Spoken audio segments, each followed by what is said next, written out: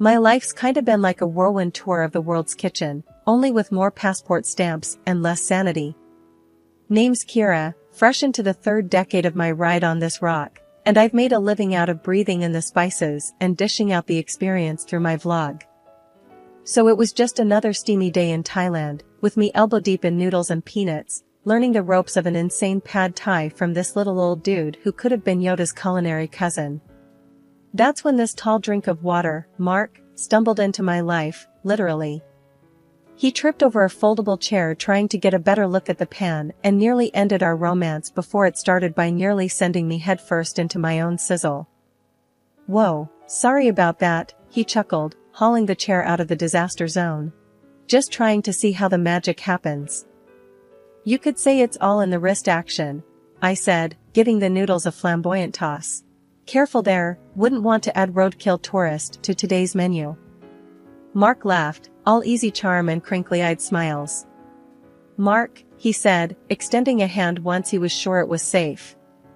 Kira, the noodle whisperer, I replied, giving his hand a quick shake before diving back into my culinary ballet. And there it was. We clicked quicker than a camera shutter. He was from the States, here to escape the office walls and spreadsheets, which, to me, sounded like a jailbreak from Adulting 101. We spent the week flitting between street food stalls and ancient temples, with him filming the chaos and me explaining the dance between tangy, sweet, spicy, and umami. When the week ended, we swapped digits. Said our see you laters, 'cause goodbyes were for people who had less faith in cheap international texting plans. Months sped past like high-speed train rides, nights spent spilling our thoughts via texts that turned into calls that turned into video chats. Then one day, he just showed up at my doorstep with a ring and a question. We tied the knot 6 months later. Yeah, just like that. Bam. Married. Things took a nosedive after a while. Forget the lovey-dovey honeymoon phase, it was like we'd skipped straight to bickering old couple mode. I'd be coming home from some corner of the world, my brain still buzzing with the new flavors and faces I'd met, and all Mark could do was hassle me about not being normal. You know what a normal wife does, Kira? That's how he'd start, every single time. She cooks, she cleans, she doesn't jet off every other week. Sitting there at the kitchen table, I'd toss my stuff down and give him a look. Seriously, Mark? You think I just flit around for kicks? This is work. My work. To him, it was like my job was make-believe. Work? You think filming some street food and yapping about it online is work? Get real. Get a proper job. Each word stung. It pays, doesn't it? I'd shoot back. But that was never enough. Once, I was up against a deadline, videos needed cutting, articles needed writing, and guess what? Mark barged into the office and dropped a bomb. The house is a mess, Kira. When you gonna clean up? I couldn't believe my ears. You've got hands, Mark. Use 'em. Defying him only cranked his gears worse. What, and let you loaf around editing videos all day? Is that what you call pulling your weight? Freeloader. That's what he called me. In our own home. I'm out there busting my tail to bring home the bacon, I told him, standing my ground. And this freeloader you're talking to just paid off the last of your student loans with her hobby. But it was like talking to a brick wall. All he saw was a wife who wasn't fitting his mold, who wasn't, I don't know, June Cleaver or somebody. And the worst part? Instead of getting it through his thick skull that we were partners in this, he doubled down. Why don't you make something of yourself, huh? He'd sneer. Get a job with a desk, something steady. I am making something of myself. I shouted, slammed my laptop shut so hard I'm surprised it didn't break. You think it's not a real job because I'm not miserable like you? Normal was his favorite word. Bite to eat, 9 to 5, white picket fence, the whole boring shebang. Drove me nuts. But as for me, I wasn't about to let go of my passport or my dreams, no matter what he thought a wife should be. Beatrice, Mark's mom and my mother-in-law, was the kind of person whose idea of a surprise visit was her showing up in your living room ranting about something you did or didn't do. Living just a couple of streets away, she considered our house part of her daily walking route, which basically meant she'd drop by whenever she felt like it. So there I was one Tuesday, laptop open, trying to get some work done on my latest travel vlog. You could almost set your watch by Beatrice. Sure enough, like clockwork, the front door swings open, it's never locked for Beatrice, and there she was. "Working on your little videos again, huh?" Her voice dripped with disdain. She didn't even say hello. I sighed, trying not to look as interrupted as I felt. "Hey, Beatrice. Yeah, gotta keep on top of it." She tossed her oversized purse onto the couch and made herself comfortable. "You know, when I was your age, I was raising kids, keeping a spick-and-span house. Didn't have time for hobbies." Her words plucked at my already frayed nerves. "It's not a hobby, Beatrice. This is my job." Beatrice snorted as she peered over her glasses, which she only wore to make a point. "Call it what you want. When's the last time you cooked your husband a proper dinner? Or are you too busy working on these little trip films?" I bristled. She knew how to hit where it hurt. "Mark eats just fine. I don't hear him complaining." "Oh, he complains, all right. Just not to you." She smirked and picked at a non-existent speck of dust on her trousers. I wanted to scream. Instead, I shut my laptop, a little too hard, and stood up. "I'm right here, Beatrice. And I'm working. Bringing in money. Isn't that important too?" She huffed, getting up. "Well, if you won't listen to me, maybe you'll listen to the pastor. We're having dinner tonight, and he'll set you straight." I was dumbfounded. "Dinner? Tonight? Beatrice, I have deadlines." "Not anymore. You can put off your deadlines to save your marriage. I've seen the signs, Kira. It's now or never." Fuming, I barely managed to keep a civil tone. "Fine. But this is our life, not just mine or Mark's. Don't you forget that." Beatrice smirked, triumphant. "We'll see," she said, and plucked her purse up again. 6 o'clock. And wear something nice for a change. After the door clicked shut, the silence thudded in my ears like the after-ringing of a bell. So much for a quiet workday at home. Now I had to deal with a dinner ambush and a pastor mediating my marriage? Great, just great. Cooking had always been my kind of therapy, mixing flavors like I mixed colors on a canvas. But here came Beatrice, marching into my sanctuary like she owned the place, ready to burn it down with a single glance. That Thursday, I was in the zone, chopping vegetables for a stir-fry, another recipe I'd picked up from my travels. The door flew open and Beatrice waltzed in, all frowns and scowls.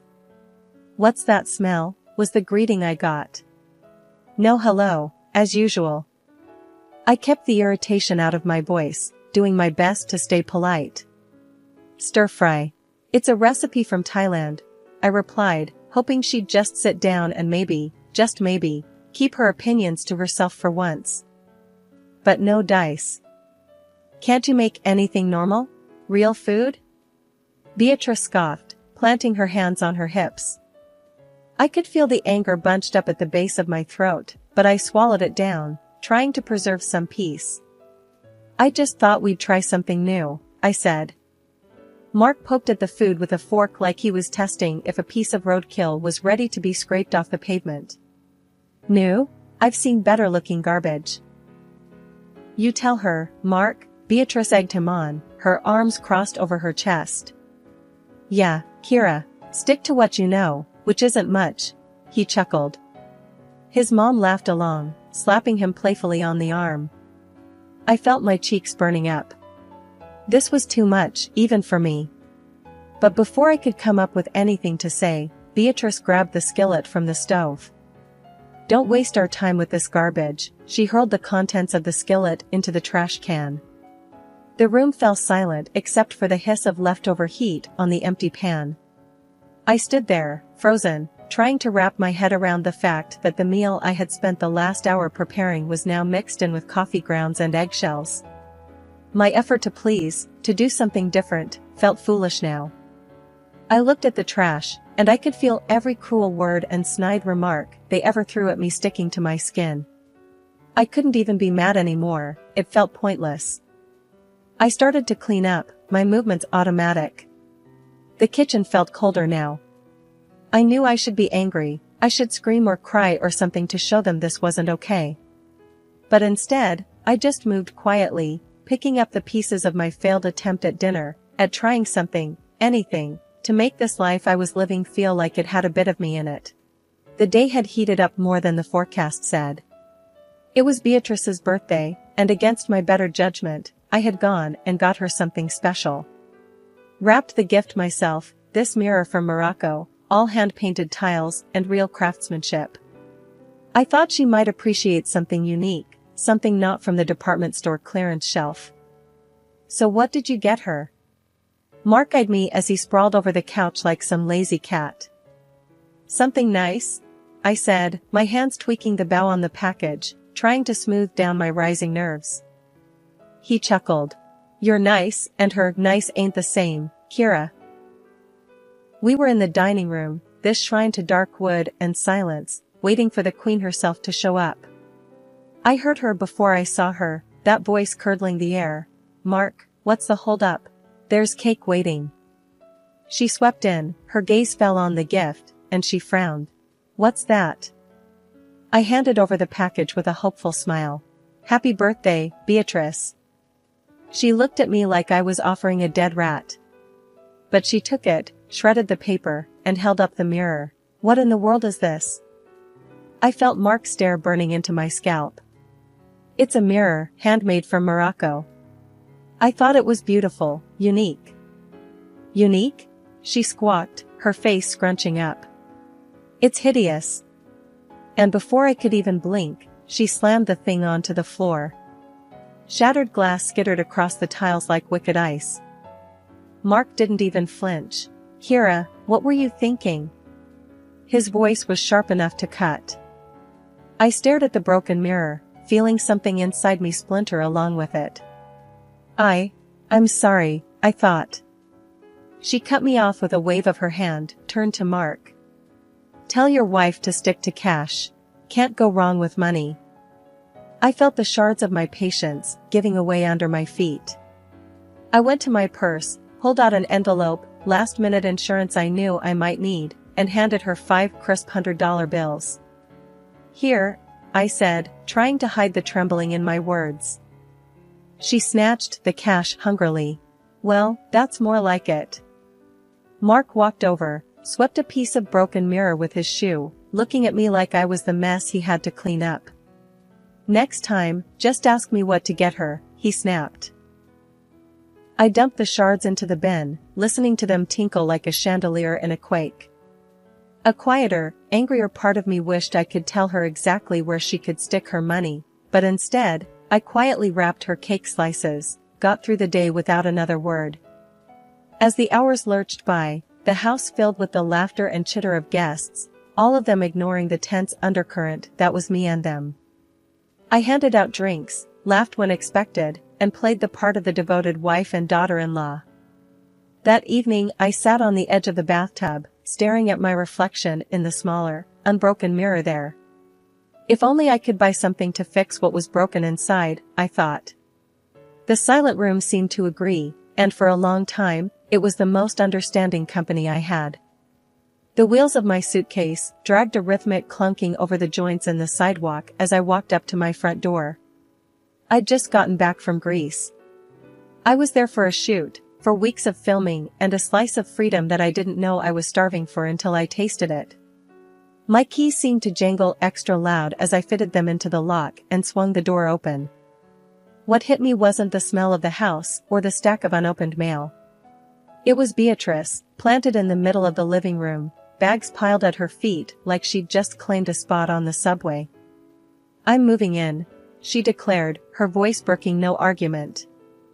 I felt my exhaustion evaporate into a tight ball of anxiety in my chest. What? Why? She eyed me like I was being thick on purpose. Rent's killing me, and since you're never around, it makes sense. I'll take the guest room. This was the worst kind of surprise, the kind that didn't bring any joy, just a heavy weight. I looked to Mark, seeking an ally, but his face was set in stone. Yeah, Kira, why the hell not? Makes sense to me, Mark said. I heard in his voice the finality of a door slamming shut. But, Mark, He cut me off with a sharp wave of his hand. Don't start. You've been freeloading off my space for years. The word stung, like rubbing alcohol on a fresh cut.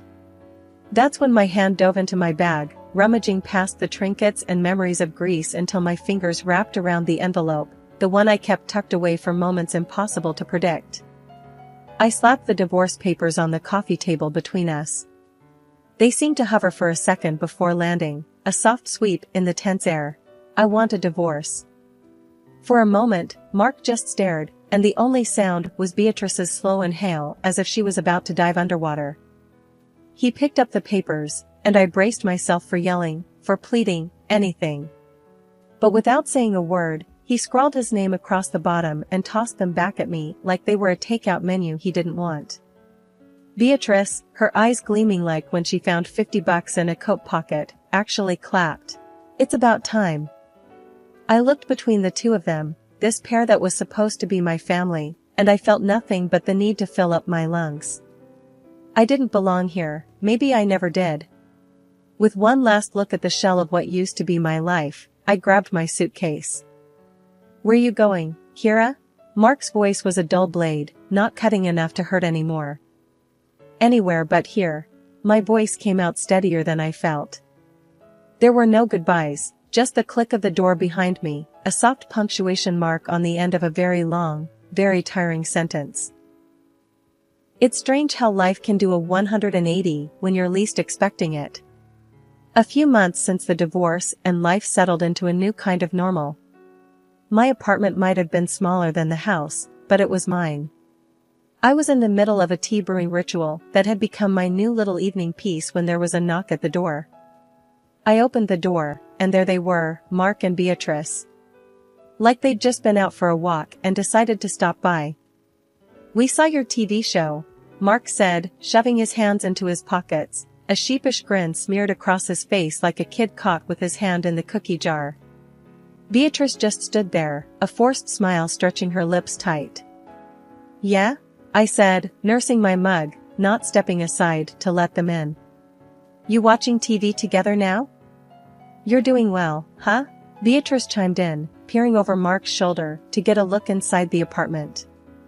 I leaned against the door frame, taking a slow sip, feeling the heat of the tea and the situation. I suppose, I replied, the edge of a laugh bubbling beneath the surface. It wasn't just small talk they were after, I could smell it. These two never came without an agenda. Beatrice looked desperate, fidgeting with her purse strap, and Mark looked like he was about to try selling me a used car that was 2 steps away from the junkyard. They tried to butter me up with compliments, nodding at my tiny living room as if it was a palace, but I wasn't biting. Their tune changed rapidly when the buttering didn't work. Look, Kira. Mark's gaze darted around, avoiding mine. Things ain't been so great since you left. Financially, I mean. I raised an eyebrow. Is that right? And it's not just about money, Beatrice piped up. It's lonely. We miss you. I couldn't help it then, I laughed. It was dry and had the edge of years of bottled up frustrations behind it. You miss me? Well, that's a neat trick.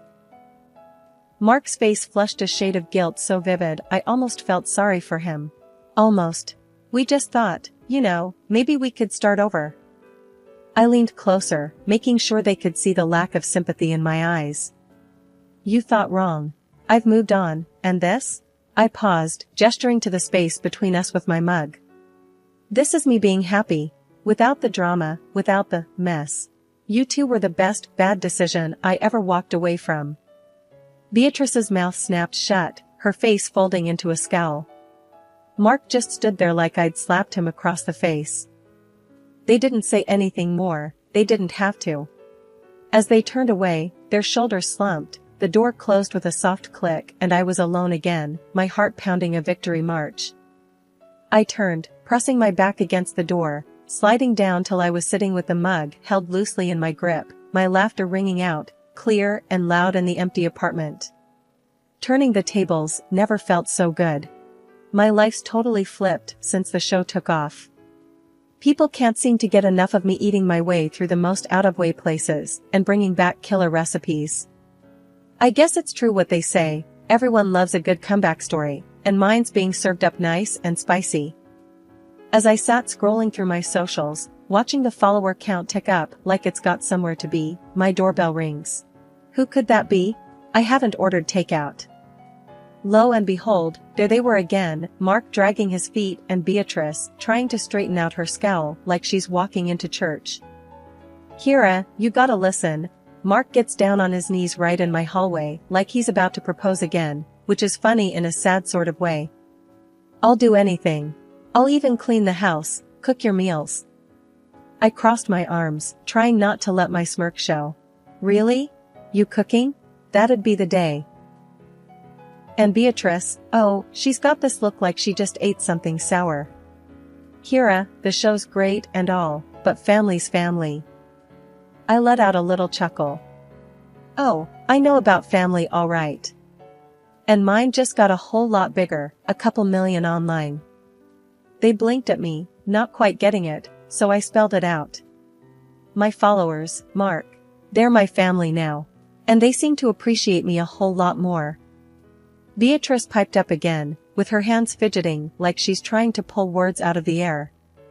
Kira, we just didn't realize. I cut her off with a little wave of my hand. Save it. I've heard enough. Did I ever tell you about that mirror from Morocco, Beatrice, the one I gave you for your birthday? They both looked at me, puzzled, like two kids who can't remember if they fed the dog. You broke it, threw it on the floor, I reminded her. Beatrice's face fell. Oh, that old thing? I nodded, casual-like. Worth thousands, that old thing. But you wouldn't know value if it bit you in the butt. I swear, you could almost see the cogs turning in their heads as they put two and two together, finally understanding the score. Mark found his feet again, stammering, but we didn't know. Kira, please. I raised a hand to stop him. I've always had money, even when you thought I was down and out. And now, my little TV venture's making sure I've got more than I know what to do with. Mark looked like he was about to pass out, and Beatrice, she was muttering under her breath, something about not knowing. I walked to the door, opened it wide, and stood there. Here's how it's going to be. You two will turn around, walk out of my life, and never come back. I don't need your drama, I've got my own show for that. They didn't move, just stood there gobsmacked. So, I made it real simple for them. Out. Now. And don't bother me again. I got recipes to try and places to see, and none of them include you. Shutting the door behind them, I felt the weight of the world lift off my shoulders. I went back to my kitchen, to my little empire of spices and sauces, to the future I was cooking up one dish at a time. I wasn't really mad, just done. Done with their begging, done with their games, done with anything that didn't smell like success. Or my next big meal. It felt good. No, it felt great. I glanced at my phone again, another 100 followers since I last checked. Yeah, I think I'll be alright. No need to look back when the future's this flavorful.